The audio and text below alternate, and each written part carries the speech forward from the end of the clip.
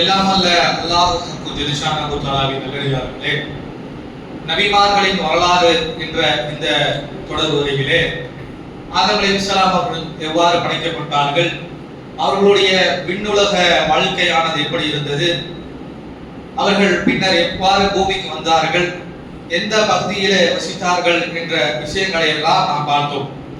அதனுடைய தொடர்ச்சியாக நம்ம கடைசியாக பார்த்தது என்னவென்றால், ஆதம் அலைஹிஸ்ஸலாம் அவர்கள் பாலஸ்தீன் பகுதியில வாழ்ந்திருக்கிறார்கள் என்பதற்கான தரவு கிடைக்கின்றது. தரவுனா நம்ம போய் ஆர்கியாலஜி சர்வேலாம் பண்ணல, இருக்கக்கூடிய குர்ஆன் ஹதீஸ்கள்ல இருந்து நம்மளால் புரியக்கூடியதாக அது இருக்கின்றது. ஏன்னா ஒரு சஹாபி கேட்கும் பொழுது எந்த பள்ளிவாசல் உலகத்துல இரண்டாவதாக கட்டப்பட்டதுன்னு கேட்கும் பொழுது மஸ்ஜிதுல் அக்ஸா என்ற ரசூலுல்லாஹ் பதில் சொல்றாங்க, கம் பைனஹுமா, இரண்டு பள்ளிக்கும் முதல் பள்ளி மக்கா கட்டினது யாரு? ஆதம் தான் கட்டியிருப்பாரு.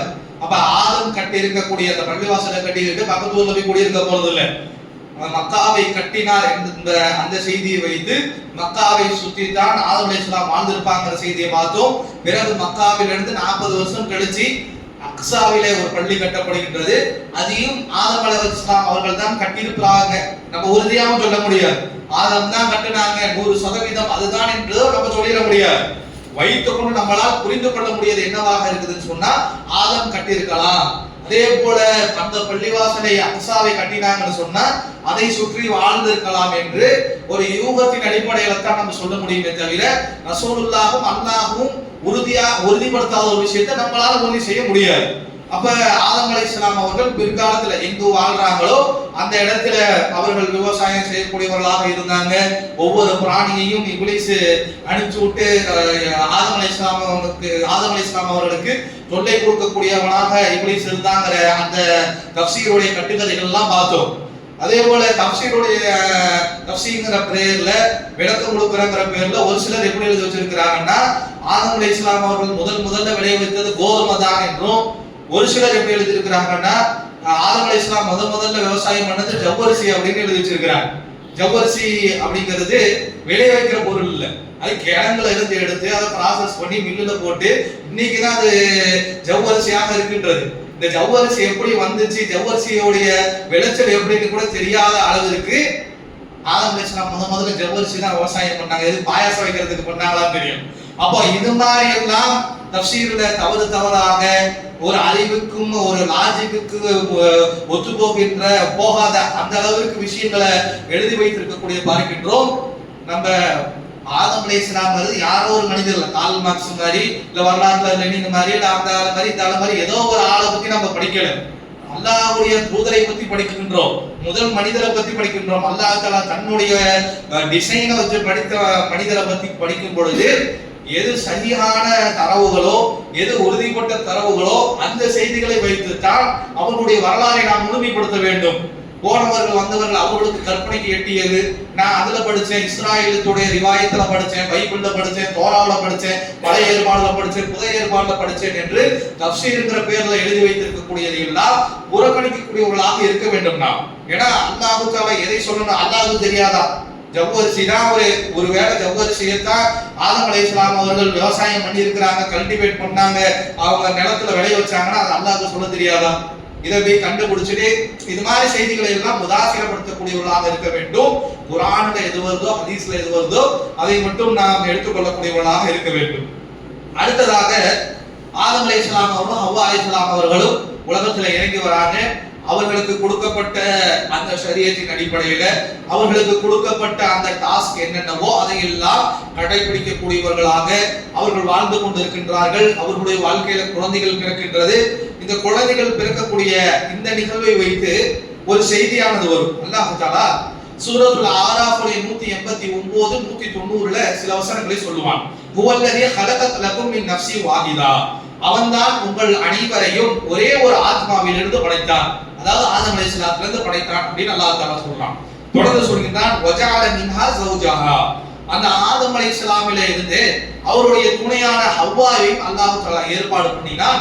எதற்காக என்று சொன்னால் லிதஸ்குன இலைஹா, அவர்கள் நிம்மதியாக சந்தோஷமாக ராகத்தாக வாழ்வதற்காக, ஒருத்தருக்கு அனுசரிச்சு ஒரு ஜோடியாக சந்தோஷமாக நிம்மதியாக வாழ்வதற்காக ஆதம்ல இருந்து ஹவ்வாவை படைத்தான் என்று இதை சொல்றத பார்க்கிறோம். தொடர்ந்து அல்லாஹ் தஆலா கூடுதலாக அந்த வசனங்களை சொல்கின்றான். ஃபலம்மா தகஷஹா ஹமலத் ஹம்லன் ஹஃபீஃபா, அவள் பிரசவிக்கக்கூடிய அந்த நேரத்துல அந்த ஒரு விஷயத்துக்குள்ள அந்த பெண்ணானது நுழையும் பொழுது அவருடைய வயிறானது முதல்ல லேசாக இருந்துச்சு. அதாவது பிரெக்னன்சில இருக்கும் பொழுது பெண்களை பார்த்திருப்போம், ஆரம்ப கட்டத்துல சின்ன ஒரு கருவாக இருக்கும் பொழுது அவருடைய வயிறானது சின்னதாக இருக்கும். ஆனா அல்லாஹ் தஆலா ஹம்லன் ஹஃபீஃபா, சின்னதான ஒரு எடையை அவர்கள் சுமக்கக்கூடியவர்களாக இருக்கிறாங்கன்னு சொல்றத பார்க்கிறோம். அதே போல ஃபலம்மா அஸ்கலத், அது காலமாக ஆக ஆக சின்ன கருவாக சென்டிமீட்டர் கணக்கு மில்லிமீட்டர் கணக்குல இருந்த அந்த கருவானது அப்படியே பெருசாகி கொண்டே வளர்ந்து கொண்டே இருக்கும். அது அல்லாஹ் தஆலா குர்ஆன்ல சொல்லியிருந்தார், ஃபலம்மா அஸ்கலத். அது அதே போல அந்த பெண்ணுடைய வயிற்றுல அது அஸ்கலாத்தாக அதிக எடை கூடியதாக அந்த கரு இருந்து கொண்டு இருந்துச்சு. தாவல்லா, அப்படி கரு வளர்ந்துட்டு இருக்கும் போது பிரெக்னன்சி எட்டி வரும்பொழுது குழந்தை பெற்க போறோங்கிற அந்த நிலைமை வரும்போது தாவல்லாஹு ரப்பஹுமா, அவர்கள் இருவரும் அழைத்தார்கள், லைன் ஆதைத்தனா சாலிஹன் லனகூனன்னா மின ஷாக்கிரீன், நான் எங்களுக்கு ஒரு நல்ல பிள்ளையை நீ கொடுத்துட்டீனா, ஆரோக்கியமான ஒரு பிள்ளையை கொடுத்துட்டீனா நாங்கள் இருவரும் உனக்கு நன்றி செலுத்தக்கூடியவர்களாக இருப்போம் என்று அந்த வசனம் முடிகின்றது. அதே போல அடுத்த வசனத்தில் அல்லாஹ் தஆலா சொல்கிறார், ஃபலம்மா ஆதாஹுமா சாலிஹன், அவர்களுக்கு கேட்டது போலவே ஆரோக்கியமாக கண்ணு காது மூக்கு எது எங்க இருக்கணுமோ அது மாதிரி ஒரு புள்ளையை கொடுத்த பிறகு ஜஅலஹு சுரகா ஃபீமா ஆதாஹுமா, அவர்களுக்கு எதை அல்லாஹ் தஆலா கொடுத்தானோ அந்த குழந்தையவே அல்லாஹ்விற்கு சிரிக்கு வைக்கிற மாதிரி அவங்க பண்ணி விட்டாங்க என்று சொல்லக்கூடிய பார்க்கின்றோம். ஃபதஆலல்லாஹு அம்மா யுஷ்ரிகூன், அல்லாஹ் தஆலா இவர்கள் இணை கற்பிக்கக்கூடிய விஷயங்கள் எல்லாம் இருந்தெல்லாம் மிக உயர்ந்தவனாக இருக்கிறான் என்று சொல்றதை பார்க்கிறோம். அப்போ இந்த செய்தியை கேட்கும் பொழுது நமக்கு என்ன புரியும்னு சொன்னா, ஆதம அல்லாஹ் தஆலா படைச்சான், ஆதம்ல இருந்து ஹவ்வாவை படைத்தான், ஹவ்வாவில இருந்து அவங்க பிறகு பிரசவித்தார்கள், வயிறுல சின்ன ஒரு கருவாக இருந்துச்சு, பிறகு பெருசானச்சு, பிள்ளையை பெற்றெடுக்கிறதுங்கிற நிலை வரும் பொழுது இருவரும் பிரார்த்தனை செய்தார்கள். பிரார்த்தனை செய்து அவர்களுக்கு நல்ல குழந்தை பிறக்கும் பொழுது அந்த குழந்தைகளை சாலிஹன் ஃபலம்மா ஆதாஹும், அவர்கள் இருவருக்கும் குழந்தையை கொடுக்கும் பொழுது அவர்களே சிரிக்க வைக்க தூண்டினாங்கிற கருத்து வரும். அப்ப இதை வச்சுட்டு ஒரு கருத்து என்ன சொல்லுவாங்கன்னு சொன்னா, ஹவ்வாவை தான் இந்த வசனம் குறிக்கின்றது. ஆதமுடைய மனைவி ஹவ்வா பிரசவித்து இருக்கக்கூடிய விஷயத்தை தான் இது குறிக்கின்றது. எதனால அல்லாஹ் தஆலா அவங்க ரெண்டு பேரும் சிரிப்பு வச்சுட்டாங்க, தங்களுடைய பிள்ளையவே கொண்டு போய் சிரிப்பு வைக்கிறதுக்கு சொல்லி கொடுத்துட்டாங்க அப்படின்னு சொல்றான்னு சொன்னா, ஃபலம்மா ஹமலத் ஹவ்வாஹு தாஃப பிஹா இப்லீஸ், அவர்கள் கர்ப்பமாகி அவள் பிரசவிக்கக்கூடிய அந்த நிலையில இருக்கும் பொழுது இப்லீஸ் வந்துட்டு ஹவ்வா கிட்ட வந்தானாம்.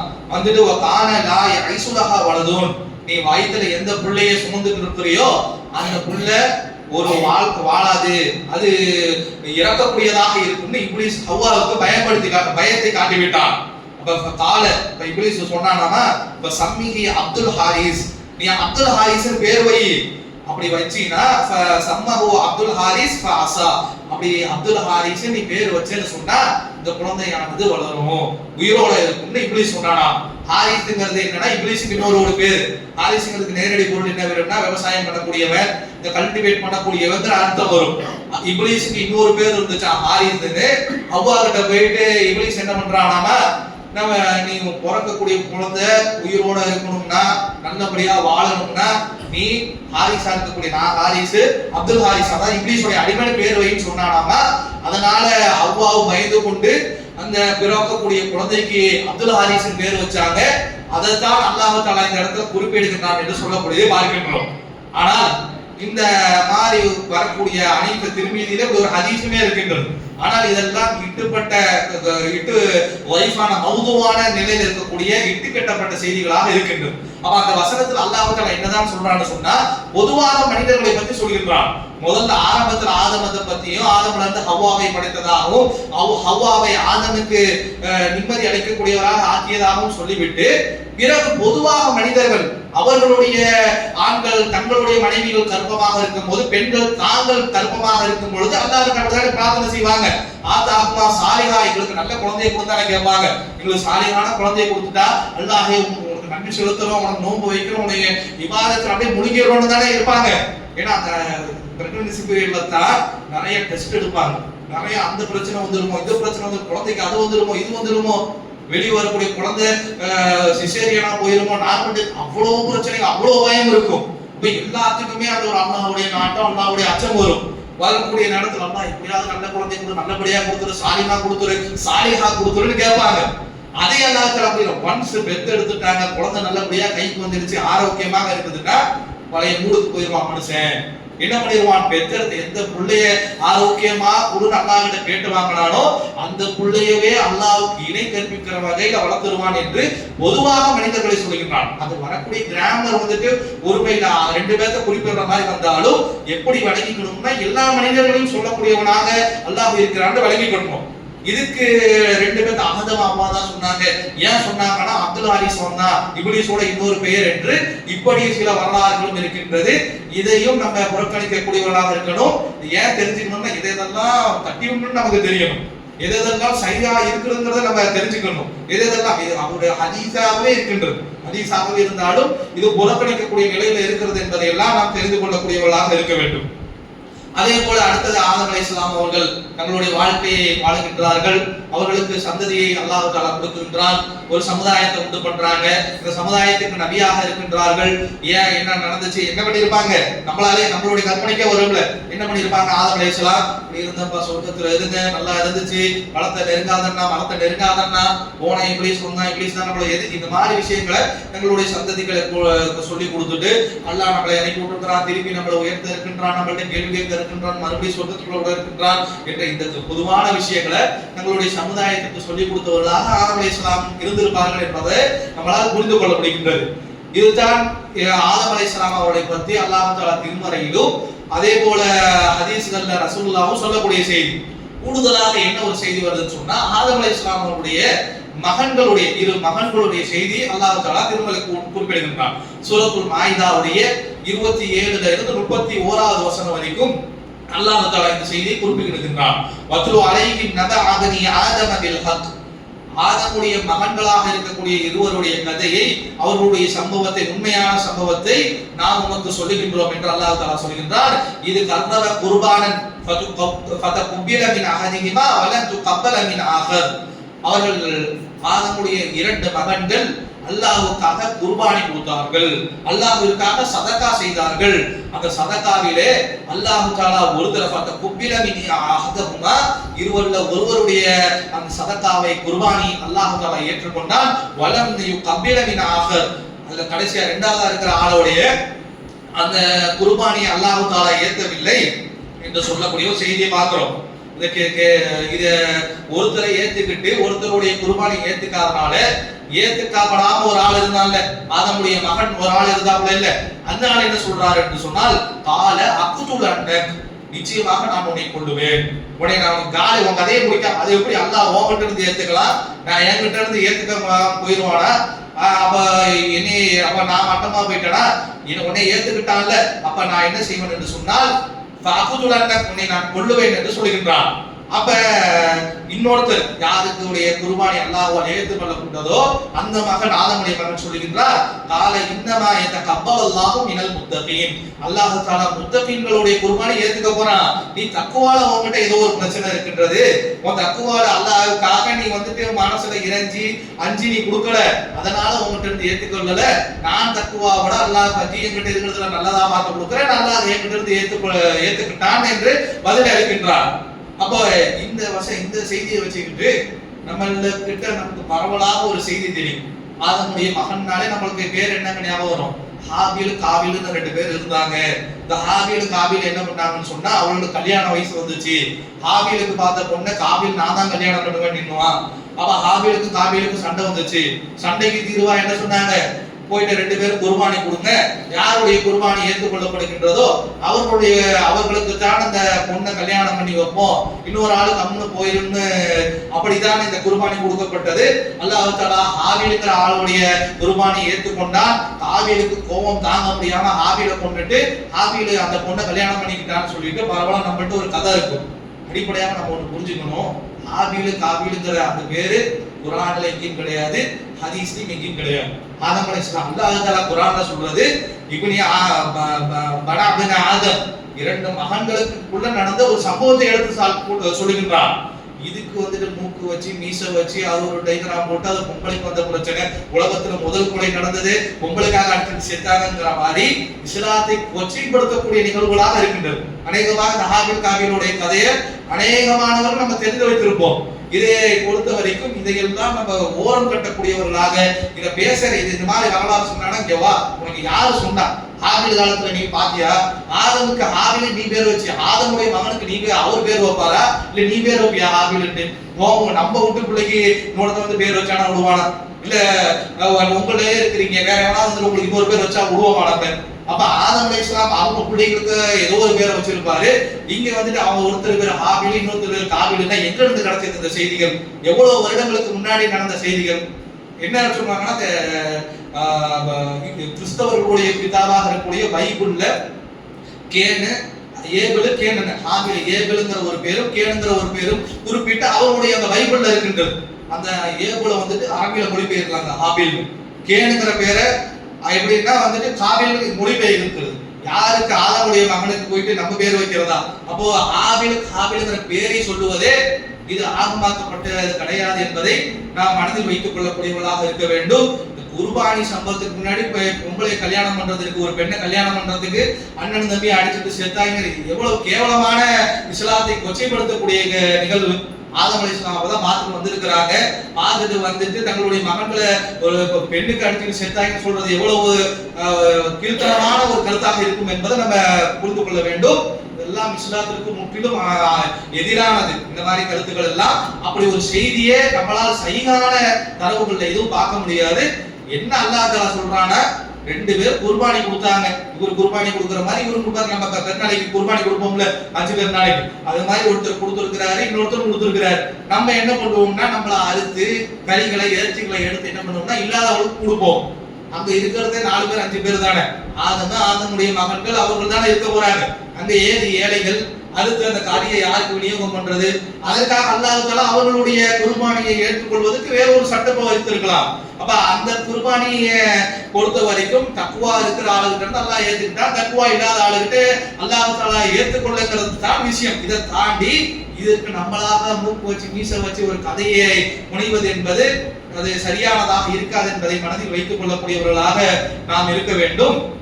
என்ன அப்படின்னு சொன்னா கப்பலல்லாஹு அவர் கேட்கிற கொடுத்ததுல ஏதோ தக்குவா. நமக்கு கூட அல்லாஹ் தஆலா என்ன சொல்லுவார்? நீங்க கொடுக்கக்கூடிய பலிப்பிராணிகள் இருக்கின்றதே அதனுடைய ரத்தமோ சதையோ என்ன வந்து சேர போறது இல்ல. வலாகின் தக்குவா மின்ஹா, நீங்கள் அறுக்கக்கூடிய அந்த பிராணியில இருக்கக்கூடிய தக்குவாவை தான். நீங்க எப்படி தக்குவாவோட போய் அறுக்குறீங்க, அல்லாஹ்வுக்காக பலி கொடுக்கணும்னு நினைக்கிறீங்களே, அந்த தக்குவா மட்டும்தான் அந்த நீங்கள் பலி கொடுக்கக்கூடிய பிராணியுடைய ரத்தமோ சதையோ அல்லாஹ் வந்து சேர போறது இல்ல. நீங்கள் ஒரு தக்குவாவே குர்பானி கொடுக்கணும்னு போய் பாருங்க, அந்த தக்குவா தான் அல்லாஹ்வுக்கு தேவைன்னு நமக்கும் குர்பானிகள் அதை தான் சட்டமாக வைத்திருக்கின்றான். அது மாதிரி குர்பானிகள் ஆரம்பத்திலே இருந்து இப்ப வரைக்கும் எப்படின்னா தக்குவாவிற்காக வைக்கப்பட்டிருக்கின்றது. கொடுக்கக்கூடிய ஒரு மகன் தக்குவாவோட கொடுக்கிறாரு, அல்லாஹ் அவர்கிட்ட ஏற்றுக்கொண்டார். இன்னொரு மகன் தக்குவாவோட குறைபாடோடு அதை கொடுக்கின்றான், அதனால் ஏற்றுக்கொள்ளப்படவில்லை. அதனால என்ன செய்யறான் என்று சொன்னால் அப்துல்லாஹ் உன்னை கொல்லுவேன் என்று இந்த ஏற்றுக்கொள்ளப்பட்ட ஆளை பார்த்து ஏற்றுக்கொள்ளாதப்படாத அந்த நபர் வந்துட்டு நான் கொல்லுவேங்கிறான். ஏற்றுக்கொள்ளப்பட்ட ஆள் அட்வைஸ் பண்றான். இன்னமா கப்பலெல்லாம் மினல் முத்தகீன், அல்லாஹ் தஆலா முத்தகீன்கள் தான்ப்பா ஏத்துக்குவான் குர்பானிய. நீ குர்பானி கொடுக்கும்போது தக்குவாவோட கூட ஒன்றி ஏத்துட்டு போறான் என்று சொல்லி கொடுக்கிறார். ஆனால் அதை கேட்காதவன் என்ன பண்றான்னு சொன்னா, எப்படி இப்லீஸ் அவன் அல்லாஹ்வை பார்த்து பொறாமப்பட்டான். எப்படி இப்லீஸ் ஆதம் அலைஹிஸ்ஸலாத்தை பார்த்துட்டு இப்லீஸ் ஆதம் அலைஹிஸ்ஸலாத்தை படைக்கும் போது இப்லீஸ் என்னடா ஆதம் என்னையோட வசதியா போயிட்டாரா அப்படின்னு ஆதம் மீது பொறாமை கொண்டு இப்லீஸ் நாசமா போனானோ, அதே போல ஆதமுடைய மகன்ல ஒரு மகன் தன்னுடைய சகோதரனை பார்த்து இப்லீஸ் மாதிரியே நாசமா போயிட்டான். போயிட்டு என்ன செய்யறான்னு சொன்ன தொடர்ந்து அல்லாஹ் தஆலா சொல்கிறான். அந்த குர்பானி ஏற்றுக்கொள்ளப்பட்ட அந்த நபர் சொல்றாரு, லஇன் பஸத்தன்ன இலைய யதை லதக்துலனி மா அனபி பாசிதி யதை இலைக லிஅக்துலக், நீ என்னை கொல்வதற்காக உன் கையை என் மீது நீட்டினாய் என்று சொன்னால், மா அனபி பாசித், நான் என்னுடைய கையை உன்னை நோக்கி நீட்ட மாட்டேன். நீ இலைக்கு அகுத்து உன்னை கொல்வதற்காக நான் என் கையை நீட்ட மாட்டேன். நீ என்கிட்ட சண்டைக்கு வரணும், என்னை கொல்லணும் அப்படின்னு நீ வந்துட்டீங்கன்னா உனக்கு நான் எந்த எதிர்ப்பு காட்ட மாட்டேன். திருப்பி நான் உன்னை தற்காத்துக்கிறேங்கிற அடிப்படையில் உன்னை நான் கொல்ல போறது இல்லை. கொல்றதுனா வந்து பொண்ணுக்க இன்னி அகாஃபுல்லாஹு ரப்புல் ஆலமீன், நிச்சயமாக ரப்புல் ஆலமீனாக இருக்கக்கூடிய அல்லாஹ்வை நான் அஞ்சக்கூடியவனாக இருக்கிறேன் என்று அந்த தக்வாவுடைய அந்த யாருடைய குர்பானி ஏற்றுக்கொள்ளப்பட்டதோ அந்த நபர் பதிலளிக்கின்றார். அதே தொடர்ந்து சொல்றான், இன் உரீது அன் தபது அபி இஸ்மி வ இஸ்மிக ஃபதகூன மின் அஸ்ஹாபின் நாரி வ தாலிக ஜஸாஉல் ஸாலிமீன். நீ என்னை கொன்று என் பாவத்தையும் உன் பாவத்தையும் சுமந்துக்கிட்டு நீ நரகத்துல போய் விழுங்கணுங்கிறது தான் நான் நினைக்கிறேன். என்னை கொல்ல வருவாய் என்று சொன்னால் என் பாவத்தையும் சுமந்துக்க, நீ ஏற்கனவே பண்ண உன் பாவத்தையும் சுமந்துக்க, போய் நரகத்துல விழுவு என்று கொல்ல வரப்படக்கூடிய தன்னுடைய சகோதரனை பார்த்து இவர் சொல்றார். சொன்ன உடனே அந்த ஏற்றுக்கொள்ளப்படாத இரண்டாவது ஆள் இருக்கிறாரு, அவர்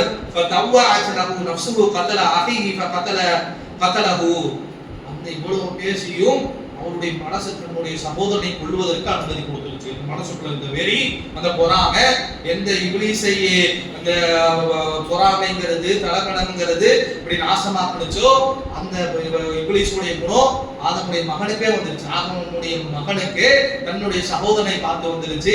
வருகின்றான், தன்னுடைய சகோதரனை ஃபக்துலு, அவன் தன்னுடைய சகோதரனை கொன்று விடுகின்றான். வஅஸ்தஹ மினல் ஹாசிரீன், அதில் இருந்து அவன் நஷ்டமடைந்தவனாக ஆகிவிட்டான், நஷ்டமடையக்கூடியவனாக அவன் மாறிவிட்டான் என்று அல்லாஹ் தஆலா சொல்லக்கூடியது பார்க்கின்றோம். கொன்னுட்டான், முதல்ல உயிர் போகுது, பாடி கிடக்குது, பாடியில ரூஹ் இல்ல, பிரேதமாக கிடக்குது, டெட் பாடி கிடக்கு, என்ன பண்றதுன்னு தெரியல. இது வரைக்கும் பாடி எதிர்த்து நடந்துச்சு, பேசுனுச்சு, கொல்லாதன்னு, நீ கொல்றதுக்கு வந்தீங்கன்னா திருப்பி கொல்ல மாட்டேன்னுச்சு, அல்லாஹ் பயந்துக்கடான்னுச்சு. ஏதோ தூக்கி அடிச்சோம், மூத்தா போயிட்டாப்புல, இப்போ வந்து பேச மாட்டேங்கிறாரே, பாடி என்ன பண்றது என்று இருக்கும் பொழுது அல்லாஹ் தஆலா அந்த இடத்துல அந்த இடத்துல ஒரு காக்கையை, காகத்தை அல்லாஹ் தஆலா அனுப்புகின்றான். யபஅஸு ஃபில் அர்தி லியுரீகு கைஃப யுவாரி சவஹாது அஹி. அது என்ன செய்யுதுன்னு சொன்னா, காகம் என்ன செய்யுதுன்னு சொன்னா மண்ணுக்குள்ள தோண்டி அந்த இருக்கக்கூடிய விஷயங்களை மறைக்கக்கூடியதாக இருக்கின்றது. இதை பார்க்கும் பொழுது அந்த கொன்னவனுக்கு என்ன தோணுதுன்னா, சரி நம்மளும் இப்படிதான் மறைக்கணும் போல, என் டெட் பாடியா கிடக்குறான், குடிப்பட்டுருவான்ல, அப்ப என்ன செய்யறான்னு சொன்னா ஒரு காகத்தை பார்க்கின்றான். நல்லா காகத்தை அனுப்புறான். காகத்தை ஒரு நடந்தது ஒரு துயர சம்பவமாக இருந்தாலும், மனித உலகத்திலே முதல் கொலையாக இருந்தாலும், அதன் மூலமாக மனுஷனுக்கு பாடத்தை படித்து கொடுக்கணும், இறந்து போனவர்களுடைய பிரேதத்தை வந்துட்டு நம்ம அடக்கம் பண்றதுக்கு சொல்லி கொடுக்கணும் என்பதற்காக அல்லாஹ் தஆலா காகத்தை அனுப்புறான். காகத்தை குழி தோண்டி அதை ஏதோ புதைக்கிற மாதிரி மறைக்கிற மாதிரி அல்லாஹ் தஆலா அந்த கொன்றவனுக்கு அல்லாஹ் தஆலா சொல்லி கொடுக்கின்றான். அப்ப இவன் கொன்றவன் தன்னுடைய சகோதரனை கொன்றவன் சொல்கிறான், யா வைலதா அஜஸத அன் அகூன மிஸ்ல ஹாதல் குராத். இந்த காக்கைக்கு இருக்கக்கூடிய அறிவு கூட எனக்கு இல்லையே, காக்கை தோண்டி மூடணும்னு இதுக்கு இருக்கக்கூடிய அறிவு கூட, அந்த நிதானம் கூட எனக்கு இல்லாம போயிடுச்சு என்று அவன் குழம்பினான். வாரித சௌஹாதி அஹி, தன்னுடைய சகோதரனுடைய ஒண்ணுதான் முட்டம், அவனுக்கு கடைசியா என்ன அந்த கடைசி மரியாதை சொல்லுவாங்கல்ல, அதை கூட நம்மளால பண்ண முடியலையே. காகத்தை பார்த்து நம்ம கத்துக்க வேண்டியதா இருந்தது, காகத்துக்கு இருக்கக்கூடிய அந்த அறிவு கூட நமக்கு இல்லையே என்று அவன் தன்னை பற்றி கவலை கொள்ளக்கூடியவனாக, தன்னை ஒரு ரெக்ரெட்ஃபுல்லாக மாற்றி கொண்டான் என்று சொல்லக்கூடிய செய்தி பார்க்கின்றோம். அப்ப ஆதமுடைய மகன்களை பற்றி வரக்கூடிய செய்திகள் குர்ஆன்ல இவ்வளவுதான் இருக்கு. 2 பேர் குர்பானி கொடுத்திருக்கிறாங்க, ஒரு ஆளுக்கு எடுத்து கொண்டிருக்கிறான் அல்லாஹ், ஒரு ஆளுகிட்ட ஏத்துக்கல. காரணம் தக்வா என்பதை அல்லாஹ் தஆலா சொல்லிட்டான்.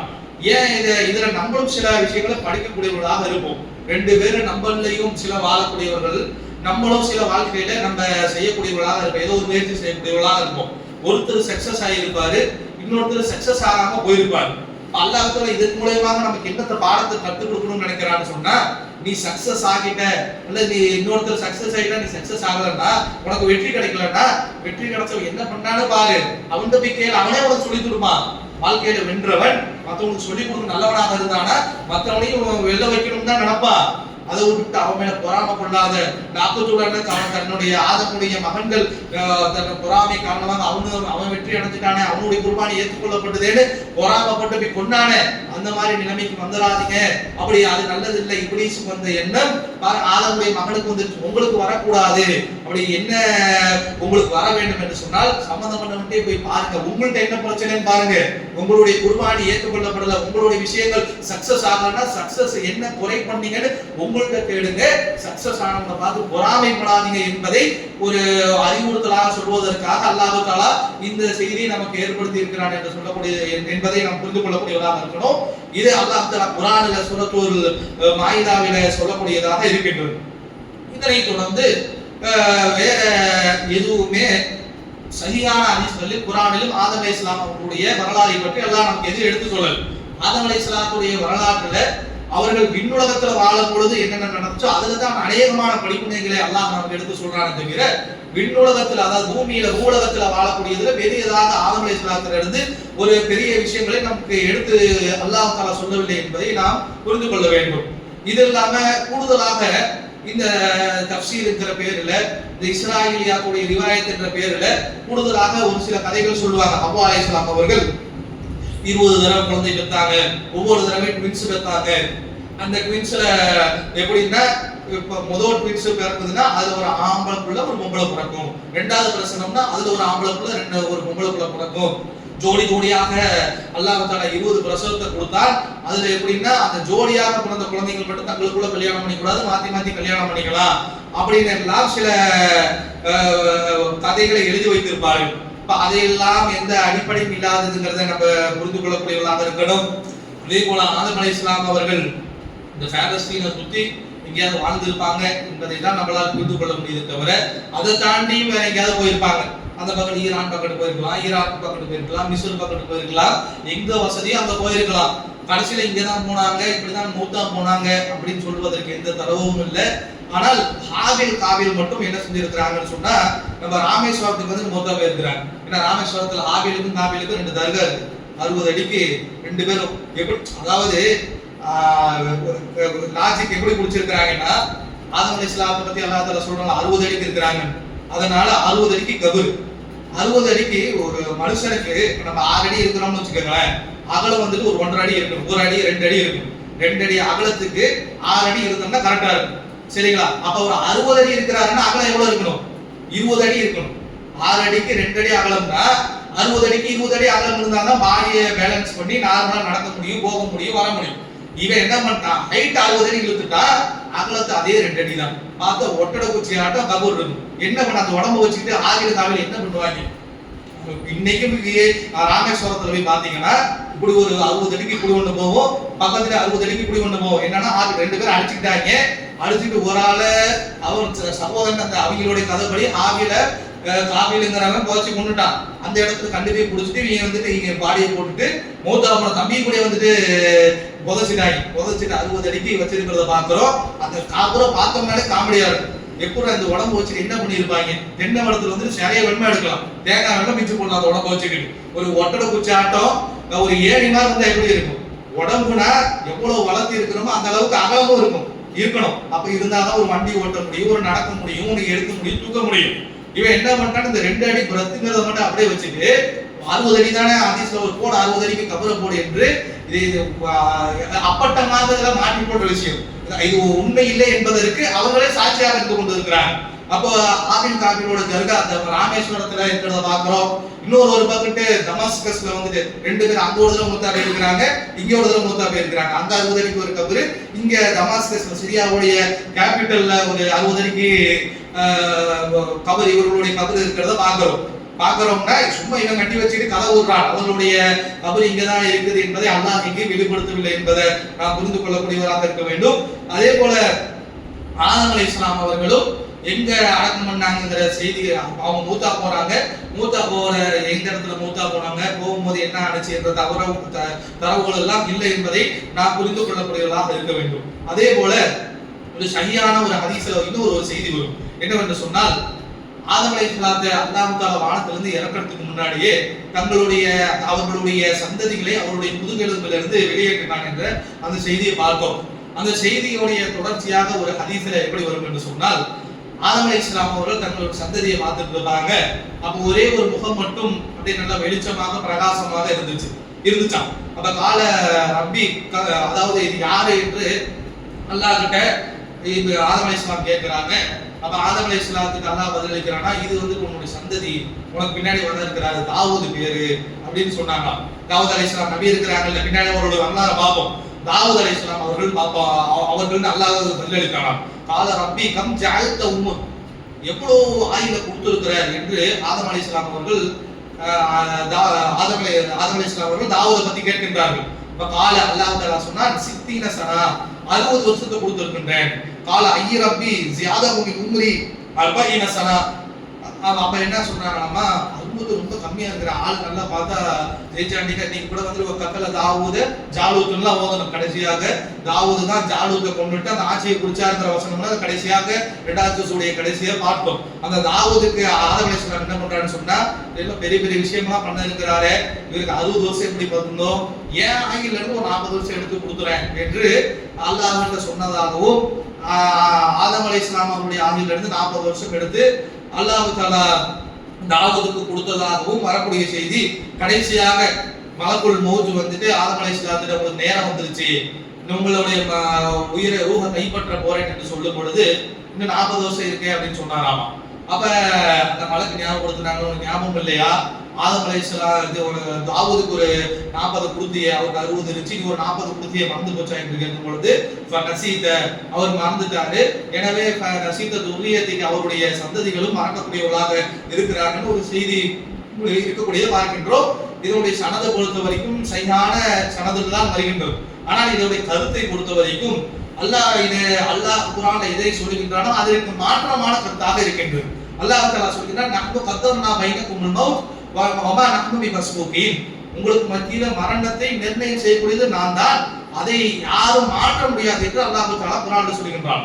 அப்ப அல்லாஹ் தஆலா ஒரு விஷயத்தை அதே போல சூரத்துல் லுக்மானுடைய கடைசி வசனத்தை படிக்கும் பொழுது வலா தத்ரி நஃப்ஸு பி அய்யாதின் தமூத், அல்லாஹ் தஆலா எந்த ஒரு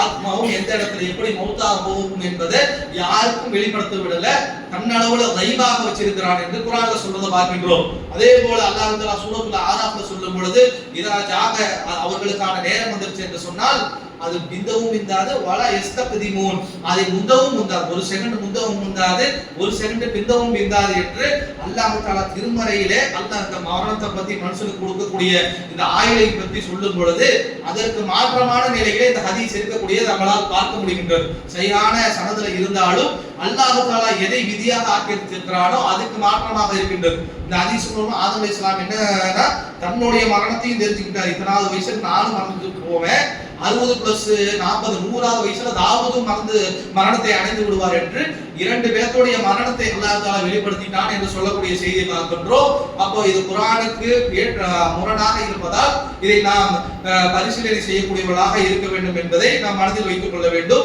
இதை தவிர்த்து ஆதம் அலைஹிஸ்ஸலாம் அவர்கள் சம்பந்தமாக வரக்கூடிய செய்திகள் என்று எதுவும் இல்லை என்பதை நாம் புரிந்து கொள்ள வேண்டும்.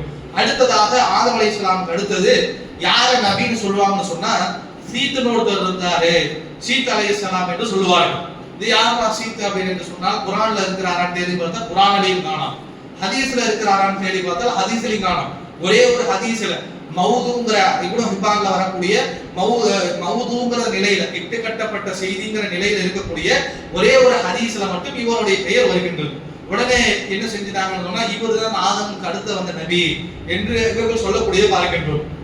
அதுவும் அந்த ஹதீஸை பொறுத்த வரைக்கும் இட்டுக்கட்டப்பட்ட நிலையில இருக்கக்கூடியது என்பதை நம்ம புரிஞ்சுக்கணும். அந்த ஹதீஸுடைய விஷயம் என்னவென்று சொன்னால், ஒரு தடவை அபூதர் ரலியல்லாஹு அன்ஹு அவர்கள் என்ன செய்யறாங்கன்னு சொன்னா, பள்ளிவாசலுக்கு போறாங்க. பள்ளிவாசல்ல போய் தொழுகும் பொழுது ரசூலுல்லாஹ் அமர்ந்து இருக்கின்றார்களாம்.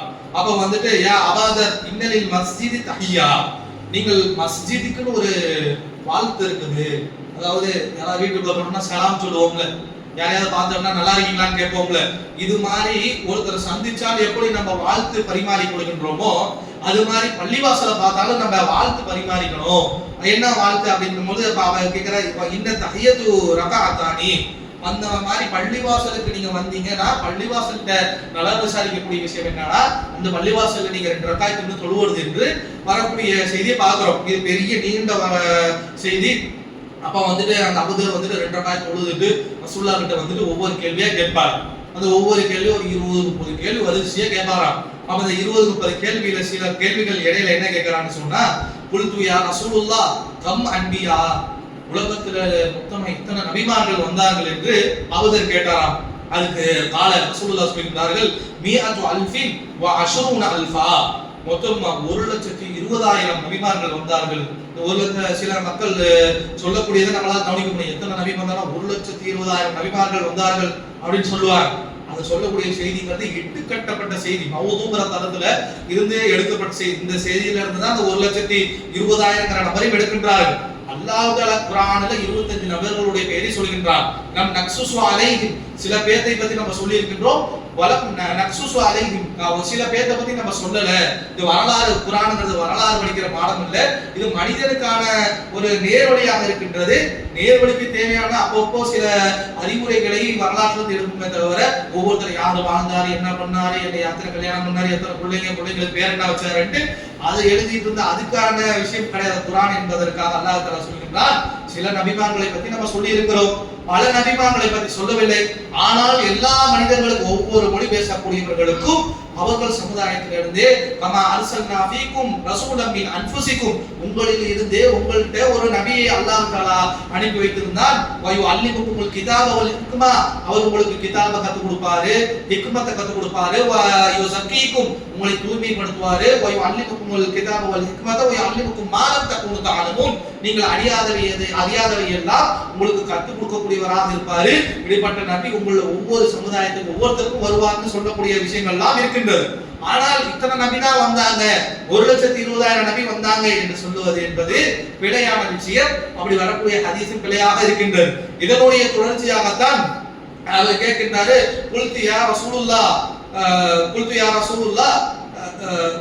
கம்ம ரசூலின் மின் தாலிக் நபி எத்தனை பேர்னா 1,20,000 ரசூல்மார்கள் எத்தனை பேர் கேட்கும்போது சலாசத்து மிஅத்தி வ சலாச அஸ்ரத்தின் ஜம்ஆ அதுல வந்துட்டு 313 பேர் ரசூலா வந்தாங்க. நபிக்கும் ரசூலுக்கும் ஒரு வித்தியாசமும் கிடையாது. நபினா எத்தி வைக்கக்கூடியவர், ரசூல் என்றால் அல்லாஹ்விலிருந்து வரக்கூடிய செய்தியை கொடுக்கக்கூடியவங்க அர்த்தம் நேரடியாக. மற்றபடி நபியா இருக்கிறவங்க தான் ரசூலா இருக்கக்கூடியவங்க தான் நபி. இவரு இந்த ஹதீஸின் அடிப்படையில் நபி வேற ரசூல் வேற, நபிங்கிறது 1,20,000 பேர், ரசூலுங்கிறது 313 பேர் என்று சொல்லக்கூடியதெல்லாம் பார்க்கின்றோம். இது தவறான செய்தி என்பதை மனசுல வச்சுக்கிட்டு நம்ம கேட்கக்கூடியவராக இருக்கணும். சுன்ன தாலையா அதாவது அபூதர் திருப்பி கேட்கின்றாரு, எத்தனை கிதாபுகள் கொடுக்கப்பட்டிருக்குது என்று கேட்கும் பொழுது மொத்தம் 104 கிதாபுகள் கொடுக்கப்பட்டிருக்குது. அதுல 104 கிதாபுல 50 கிதாபு சீத்துக்கும் கொடுக்கப்பட்டிருக்கு என்று வரக்கூடிய ஒரே ஒரு செய்தி தான் சீத்து பத்தி வருகின்றது. இந்த சீத்துங்கிற நபின்னு சொல்லுகின்றார்களே கஸஸுல் அன்பியான்னு தமிழ்ல இருக்கக்கூடிய புக் எடுத்து நம்ம படிச்சோம்னா கூட ஆதம் அலைஹிஸ்ஸலாம் அடுத்தது யாரை போட்டிருப்பாங்கன்னா சீத் அலைஹிஸ்ஸலாம்னு போட்டிருப்பாங்க. சீத் அலைஹிஸ்ஸலாத்தை பத்தி வரக்கூடிய ஒரே ஒரு ஹதீஸ், அதுவும் பிழையான ஹதீஸ். அதுல என்ன வருதுன்னு சொன்னா அல்லாஹ் தஆலா மொத்தமாக 104 கிதாபுகளை கொடுத்தான். அதுல 50 கிதாபை வந்துட்டு சீத்துக்கே கொடுத்தான், அதுல 30 நூஹுக்கு கொடுத்தான், 10 இப்ராஹிம் கொடுத்தான், 10க்கு வந்துட்டு மூசாவுக்கு கொடுத்தான், அதே போல இன்னும் 10 வந்துட்டு ஈசாவுக்கு ஒரு 100க்கு கணக்கு சொல்லிட்டு அதுக்கப்புறம் மிச்சம் இருக்க 4 தான் குர்ஆன், தௌராத், இன்ஜீல், ஜபூர் என்று சொல்லக்கூடிய செய்தி பார்க்கிறோம். இது இட்டுக்கட்டப்பட்ட செய்திங்கிற நிலையில் இருப்பதால இதையும் நாம் உதாரணப்படுத்தக்கூடியவர்களாக இருக்க வேண்டும். அப்ப சீத்துங்கிற ஒரு ஆளுக்கு வரலாறுல இடம் இல்லை என்பதை நாம் உணரக்கூடியவர்களாக இருக்கணும். இன்னும் எந்த அளவுக்கு சொல்லுவாங்கன்னு சொன்னா இந்த சீத்துங்கிறவர் காபிலுங்கிறவரை வந்துட்டு ஹாபிலுங்கிறவர் காபில் கொண்டாரு, ஹாபிலும் கிடையாது காபிலும் கிடையாது. இவர்கள் எழுதி வச்சிருக்கக்கூடிய கதையில ஹாபில் போயிட்டாரு இல்ல, ஹாபிலுடைய சமுதாயத்தை பார்த்துக்கிறதுக்கு ஆளு வேணும் என்று ஆதம் அலைஹிஸ்ஸலாம் அவர்களுக்கு 3வது மகனாக சீத்து பிறந்தாரு. இந்த சீத்துங்கிற பேருக்கு ஹிபான அர்த்தம், ஹிபத்துல்லான்னு அர்த்தம். ஹிபானா அல்லாஹ் கிட்ட அபுனான் அல்லாஹ் சொல்றாங்க. அந்த மாதிரி ஹிபாங்கிற அர்த்தம் பெறக்கூடியதாக இவர் பேர் இருக்கின்றது. அல்லாஹ் ஆதம் அலைஹிஸ்ஸலாத்துக்கு அப்புறம் இவரை நபியாக்கினார். ஆதம் அலைஹிஸ்ஸலாத்துடைய பொறுப்பையெல்லாம் இவர் ஏற்றுக்கொண்டார் என்று இவரை பற்றி வரக்கூடிய சில செய்திகளை பார்க்கின்றோம். இவர் தான் பேனாவை கண்டுபிடிச்சாரு, மேக்ஸ் போட்டாரு, கால்குலேட்டர் கண்டுபிடிச்சார் என்று பல கதைகள் இருக்கின்றன. அதே போல ஆதம் அலைஹிஸ்ஸலாம் அவர்கள் மௌத்தா போன உடனே அவர்களுக்கு ஜனாசா தொழு வச்சது, அதை பத்தி எந்த தரவும் இல்லை, இவர்கள் எழுத கதையில ஜனாசா தொழு வச்சாங்க. ஜனாசா தொழு வைக்கும் பொழுது 3 தக்பீர் சொன்னாங்களா 4 தக்பீர் சொன்னாங்களாங்கிறது அறிஞருக்கு மத்தியில கருத்து வேறுபாடாக இருக்கு. சீத்துங்கிறது ஒரு ஆள் இருக்காருங்கிறதுக்கு கருத்து வேறுபாடா இருக்கு. இவங்களுடைய கதையில எப்படி 3 ரகாத்தோடு 3 தக்பீர் சொன்னாரா 4 தக்பீர் சொன்னாரா என்பதுல கருத்து வேறுபாடு இருக்கிறது சொல்ற பார்க்கிறோம். அதே போல இப்லீஸ் என்ன பண்ணானாமா, சீத்துக்கிட்ட வரானா, சீத்துக்கிட்ட வந்துட்டு நான் இப்படி பிரச்சனை ஆகி போச்சு, அல்லாஹ் கிட்ட போய் சுஜூது செய்ய போனா இந்த பழைய கதையெல்லாம் சொல்லியிருக்கான். அப்படி பிரச்சனை ஆகி போச்சு, அல்லாஹ் செஞ்சா செய்ய சொன்னா செய்யல, அல்லாஹ் ரட்டி விட்டுட்டான், அப்படி வந்துட்டோம், எல்லாம் பூமிக்கு அப்படிதான் வந்த கதை, உங்க அக்கா வந்த கதை இப்படிதான், நான் வந்த கதை இப்படிதான் அப்படின்னு சீத்துக்கிட்ட போயிட்டு ஏதோ அல்லாஹ் கிட்ட பேசி பாறேன், எல்லாம் நம்ம காம்ப்ரமைஸ் ஆகிக்கலாமே அப்படின்னு சொல்லிட்டு சீத்துக்கிட்ட இப்படி சொல்லி விட்டானா. சீத்து என்ன பண்றாரு, அல்லாஹ் கிட்ட போயிட்டு அல்லாஹ் நீ இப்படி சிக்கில் பண்றாப்பே ஏதாவது வாய்ப்பு இருக்குதான்னு கேட்டிருக்கிறாரு அல்லாஹ் கிட்ட. அல்லாஹ் என்ன சொல்லி இருக்கிறானா, ஆதம் அலைஹிஸ்ஸலாம் மூத்தாரு, உயிரோட இருக்கும்போது தான் சஜிதா செய்யல, அவர் கபூர்ல போய் சஜிதா செய்ய சொல்ல எல்லாம் முடிச்சுக்கலாம், காம்ப்ரமைஸ் ஆகிக்கலாம் அப்படின்னு அல்லாஹ் தஆலா சீத் அலைஹிஸ்ஸலாம் மூலமாக இப்லீஸுக்கு சொல்லி விட்டதாகவும், ஹயாத்தோட இருக்கும்போதே நான் வந்து சஜிதா செய்யல, கபருக்கு போய் செய்யறதா என்று புறக்கணிச்சுட்டு வந்துட்டான், அதனாலதான் இன்னைக்கு வரைக்கும் அப்படி இருக்கிறான். அப்படி ஒரு கதையை நம்மளால பார்க்க முடிகின்றது. அதே போல இவர் என்ன செய்யறாருன்னா, ஊர்ல தான் கல்யாணம் பண்றாராம். உலகத்துல பொண்ணு கிடைக்காம என்ன செய்யறான்னு சொன்னா, வானத்துல போயிட்டு சொர்க்கத்துல இருக்க ஊர்ல கல்யாணம் பண்ணிட்டு வந்துட்டு அந்த வழி தோன்றதெல்லாம் நபி ஸல்லல்லாஹு அலைஹி வஸல்லம் வந்தாங்க. இப்படி ஒரு கதையை பார்க்க முடிகின்றது. அதே போல இது மாதிரி பல்வேறு கதைகள் சீத் அலைஹிஸ்ஸலாத்தை பத்தி இருந்தாலும், சீத் அலைஹிஸ்ஸலாம் என்று ஒருத்தரே இல்லைங்கிறது தான் வரலாற்றுல உண்மை. ஏனென்று சொன்னால், நபித்துவம்ங்கிறது அல்லாஹ்வால் கொடுக்கக்கூடிய பட்டம். அல்லாஹ்வே அதை மென்ஷன் பண்ணல, ரசூலுல்லாஹ்வே மென்ஷன் பண்ணல அப்படிங்கும் பொழுது நம்மளாம் தூக்கி ஒருத்தருக்கு நபிங்கிற பட்டத்தை கொடுத்துட முடியும். அப்படி கொடுத்தோம் என்று சொன்னால் ஒரு விஷயம் வரலாறுல போய் சொன்ன பாவம் வந்துடும். வரலாறுல ஏகப்பட்ட பேர் ஏகப்பட்ட பொய், வரலாறுங்கிறதே பெரும்பாலும் பொய்யாலானதுதான். வரலாற்றுல பொய் சொன்னா கூட ஏதோ தொலைஞ்சு போயிருக்கு விட்டுலாம். ஆனால் அல்லாஹ்வின் மீது விட்டு கட்டியதான். அல்லாஹ் நபியை ஆக்காம அவரை முடிச்சு நபின்னு சொன்ன பாவத்திற்கும் ஆளாகி விடுவோம். அப்ப சீத்துடைய விஷயத்துல நாம் கவனமாக இருக்க வேண்டும். அவர் நபியும் இல்லை, அவர் இருந்திருந்தாலும் பிரச்சனை இல்லை, அல்லாஹ் நம்மள்ட்ட சொல்லல, எவ்வளவோ பேரை பத்தி சொல்லலைங்கிறான். அது மாதிரி கடந்து செல்லக்கூடியவர்களாக நம்ம இருக்க வேண்டும்.